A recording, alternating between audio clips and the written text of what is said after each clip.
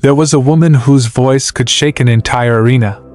When she stepped on stage, 20,000 people would stop breathing at the same time. But almost no one knew what was happening behind that voice. Almost no one knew that the same woman who looked unstoppable under the lights was sitting alone in a hotel room hours later, holding a notebook, writing words she would never let anyone read. This is the story of a short, intense, and complicated chapter in the life of Janis Joplin. A chapter that involved another famous musician of her era, a relationship that burned fast and ended faster, and a song that quietly told the truth long after the headlines stopped caring. But the real story is not about romance. It is about what happens when a woman who is told all her life that she is too much, too loud, too messy, finally meets someone who seems to understand her, and then watches that understanding disappear. To understand what happened between Janis Joplin and Country Joe McDonald in 1967, you have to understand who Janis was at that exact moment in her life. She was 24 years old. She had just moved to San Francisco. She had just joined a band called Big Brother and the Holding Company. And she was, by every account from the people who knew her, completely terrified. Janis had grown up in Port Arthur, Texas. A small refinery town where everyone knew everyone, and where Janis had never quite fit in. She had been mocked in high school for the way she dressed, for the music she liked, for the books she read, for the friends she chose. At the University of Texas in Austin, the situation got worse. A student newspaper had run a cruel article that nominated her for an unflattering campus title. The wound from that article never fully healed. By the time she arrived in San Francisco in 1966, Janis was carrying years of being told she was strange, that she was too loud, that she was too much. And then something extraordinary happened. She found a city that did not seem to care. Haight-Ashbury in 1966 and 1967 was unlike anywhere else in the United States of America. Young people from across the country were arriving every week, looking for something they could not name. There was music in the streets. There were posters on every wall. There were communal houses where people shared everything, including their dreams and their fears and their beds. For Janis, who had spent her entire life feeling like an outsider, this was the first place that felt like home. And it was here, in this swirling, chaotic, beautiful moment, that she met Country Joe McDonald. Country Joe McDonald was the lead singer of a band called Country Joe and the Fish.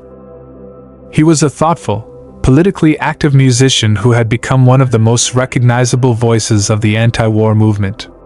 His song about the Vietnam War would later become one of the defining protest anthems of the entire decade. Joe was articulate. Joe was educated.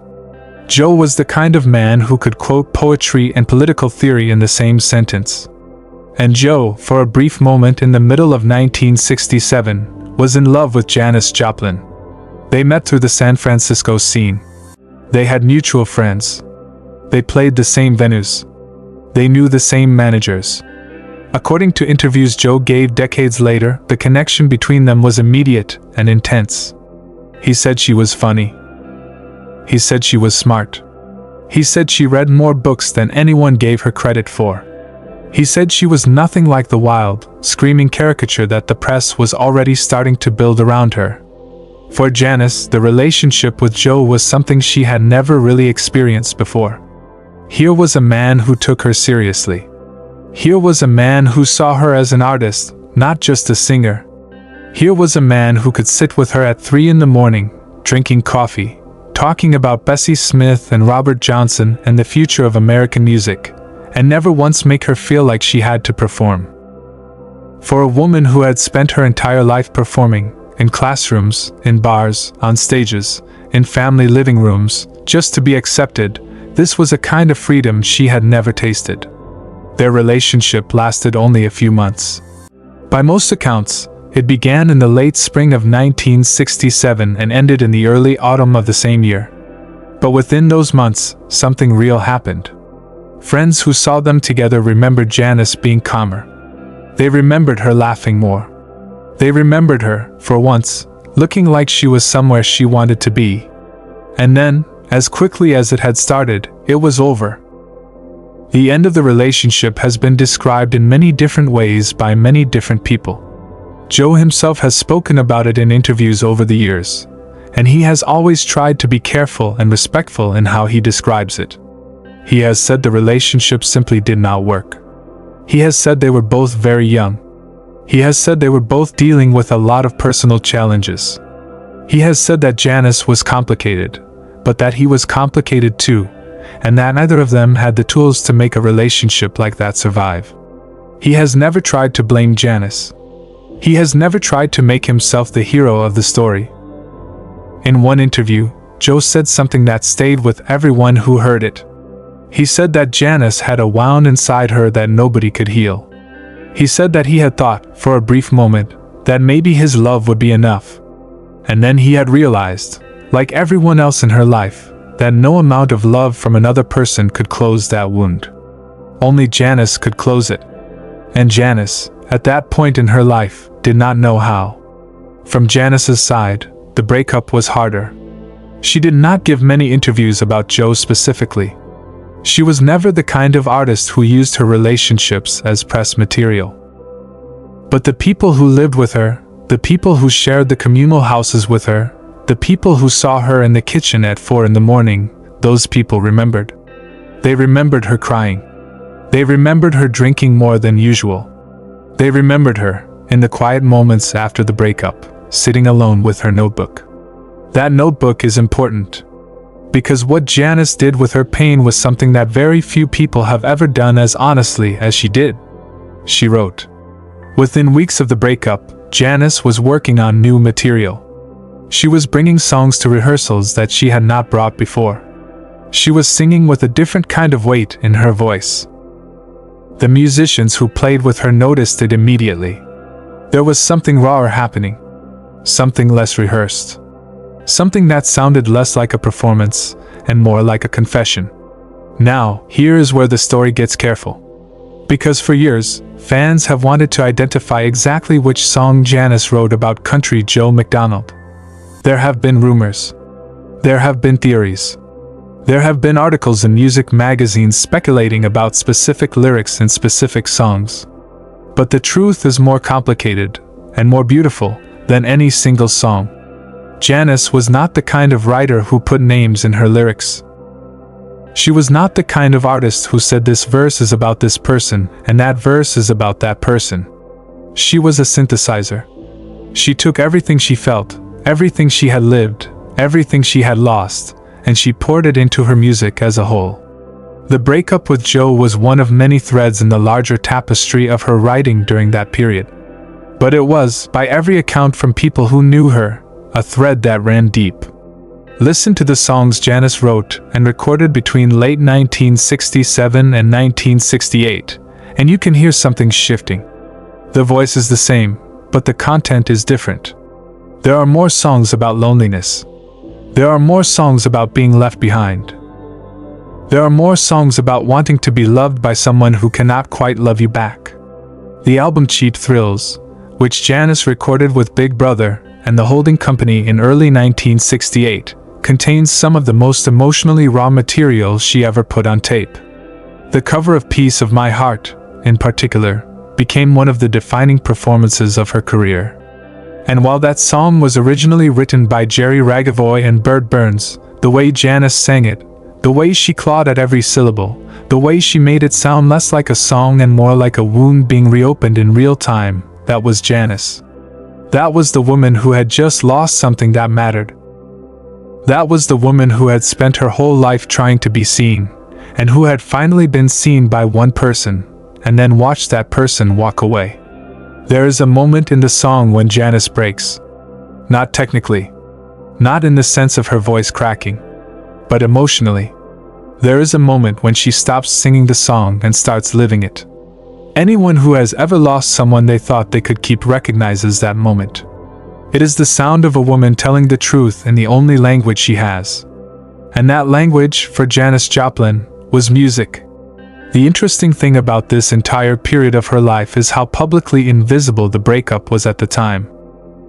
There were no tabloid stories. There were no published photographs of the two of them fighting. There were no manager statements. The romance had happened largely behind the scenes, among people who already lived in the same circles, and the ending happened the same way. To the outside world, Janis was just becoming bigger and bigger. She was on the cover of magazines. She was being talked about as the next great American voice. She was being compared to Bessie Smith and Big Mama Thornton and every other powerful black blues woman who had ever come before her. Comparisons she herself was deeply uncomfortable with, because she always felt that those women were her teachers, not her peers. But while the world was watching her rise, Janis was quietly processing one of the more painful experiences of her young adult life. And she was processing it the only way she knew how. By writing. By singing. By turning the pain into something she could share without having to explain it. There is something deeply important in this approach to heartbreak. Janis did not go on television and complain about Country Joe McDonald. She did not give interviews where she named him as the cause of her sadness. She did not take cheap shots. She did not try to embarrass him. Instead, she did what every great artist throughout history has done. She took the worst thing that had happened to her, and she made art out of it. And the art she made was so much bigger than the man who had inspired part of it that, decades later, most fans do not even associate those songs with him at all. They associate the songs with their own lives, with their own breakups, with their own moments of feeling left behind. Country Joe McDonald, for his part, has handled the legacy of this brief romance with remarkable grace over the years. He has spoken about Janis in many interviews, and he has almost always done so with affection and respect. He has said that he loved her. He has said that he admired her. He has said that he was honored, in his own way, to have been a small part of her life during a time when she was becoming the artist the world would later remember. He has never tried to claim that he was the reason for her songs. He has never tried to take credit for her art. When asked, he has always said that Janis was Janis long before he met her, and that her gift belonged entirely to her. There is a kind of integrity in that response that says a lot about the kind of person Country Joe McDonald is. He could have easily monetized his connection to her. After her death, when the demand for any story about Janis Joplin became enormous, he could have written a tell-all book. He could have given dramatic interviews. He could have made himself the center of the story. He never did. He always kept the focus on her music, on her impact, and on the world she helped create. For her part, Janis never publicly criticized Joe either. In the few interviews where she touched on the subject, she was careful and brief. She talked about being lonely. She talked about wanting to be loved. She talked about the difficulty of being a woman in a music industry that did not quite know what to do with her. But she did not name names. She did not assign blame. She talked about the pain in the abstract, and she let the music do the rest. This is part of what made Janis Joplin such an extraordinary figure. She was, on the outside, the loudest, most uncontrolled, most emotionally exposed performer of her generation. People assumed she had no filter. People assumed she would say anything. People assumed her songs were direct diaries of her personal life. But the truth is the opposite. Janis was extremely careful about what she shared and what she did not share. Her loudness was a kind of camouflage.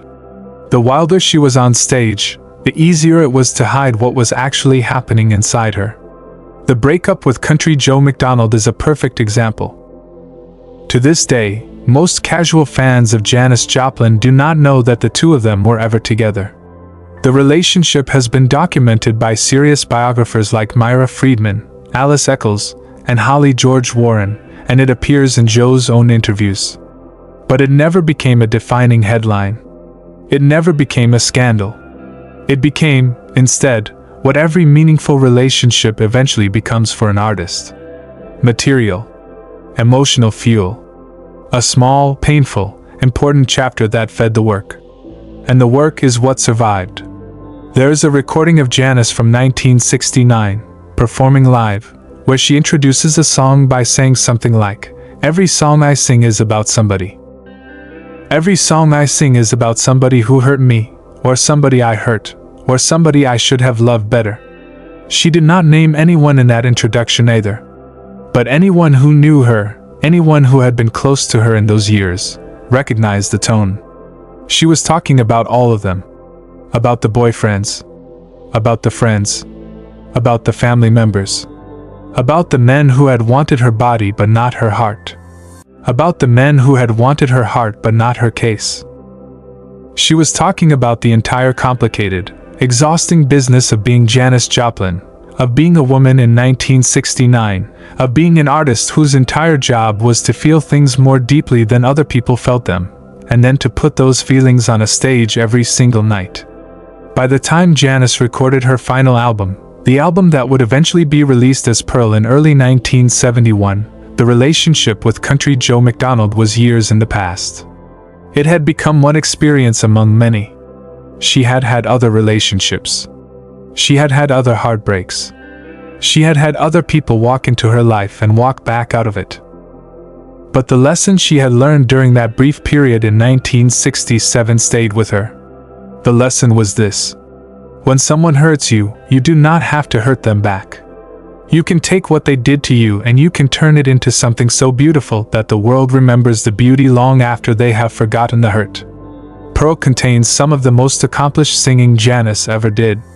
The song Me and Bobby McGee, written by Chris Christopherson, became a #1 hit after her death.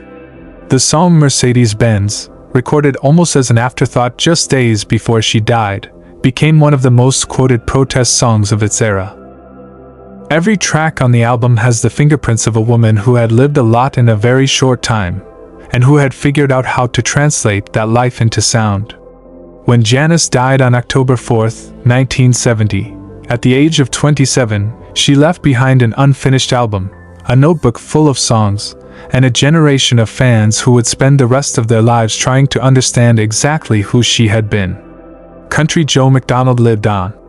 He continued to make music. He continued to give interviews. He continued to talk when asked about the brief time he had spent with one of the most extraordinary voices in American history. He never stopped being respectful of her. He never stopped being grateful for what she had given the world. And he never tried to rewrite the story to make himself look better. There is a lesson in this story that has nothing to do with romance and nothing to do with rivalry. The lesson is about how artists transform pain. Almost everyone who lives long enough will experience some version of what Janis Joplin experienced in the late summer of 1967. Almost everyone will lose someone they thought they would keep. Almost everyone will sit alone with a notebook, or a phone, or a kitchen table, trying to figure out how to put words to a feeling that has no words. Most people get through it by talking to friends. Some people get through it by writing in journals nobody will ever read. A few people, a very small number of people, get through it by making art that other people can use to get through their own version of the same thing. Janis was one of those people. The songs she wrote and sang in the wake of her breakup with Country Joe McDonald have helped millions of strangers process their own heartbreaks. People who have never even heard the name Country Joe McDonald have used those songs to survive their own losses. People who could not name a single Janis Joplin album have hummed her melodies in their cars after their own bad days. That is the real story of what happened in 1967. Not a scandal. Not a war between two famous people. Not a tale of revenge. But a quiet, painful, generative moment in the life of an artist who was learning, in real time, how to convert her pain into a gift for the rest of us. There is a photograph from 1968 that shows Janis on stage, eyes closed, microphone close to her lips, somewhere in the middle of a song. You cannot see who she is singing about. You cannot see what she is thinking about. You cannot see the notebook in her hotel room or the boyfriend who is no longer in her life or the years of being told she was too much. All you can see is a woman, completely present, completely exposed, completely committed to the truth of what she is feeling in that exact second. That photograph is the answer to the question this video has been trying to answer. What did Janis Joplin do when someone she loved walked away from her? She did not chase him. She did not insult him. She did not try to get revenge. She wrote a song. She sang it. She let the song find its way into the world. And the song outlived everyone, including her. That is what real artists do. They take the worst thing that happens to them and they make sure that, decades later, somebody who has never met them is helped by what they made out of it. And that is why, more than 50 years after her death, Janis Joplin's voice still sounds like it is coming from inside your own chest. Because she put everything she had into it, including the parts that hurt. Especially the parts that hurt. If this story moved you, take a moment to think about your own version of it.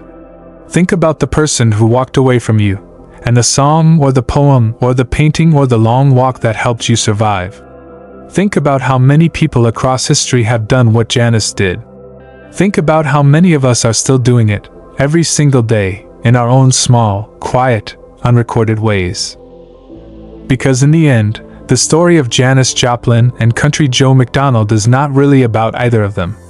It is about a feeling that connects all of us. The feeling of loving someone, losing someone, and discovering that the only way out is through. Janis discovered that. She showed it to us. And she left a map for anyone willing to follow her into the same hard, beautiful country.